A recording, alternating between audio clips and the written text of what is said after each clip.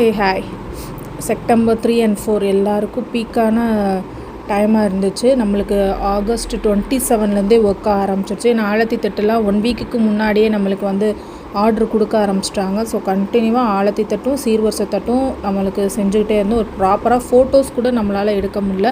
Next மேக்கப்பும் வந்திருந்தது. So மேக்கப்பையும் நம்ம போயிட்டு முடிச்சுட்டு அன்றைக்கி ஈவினிங்கும் திருப்பி நம்ம பார்சல் நம்மளுக்கு டெலிவரி கொடுக்குற மாதிரி இருந்துச்சு.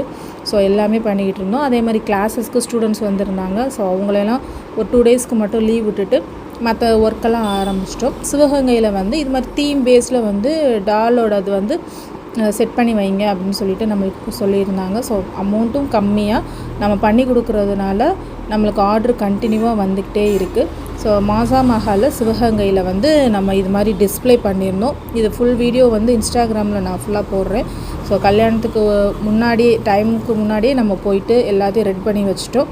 15 தட்டு வந்து தீம் பேஸாகவும் ஒரு 5 பிளேட் வந்து ஆலத்தி தட்டாகவும் கேட்டிருந்தாங்க. அன்றைக்கி ஈவினிங்கே சீரும் நம்ம செஞ்சு கொடுத்துட்டோம். பாய்.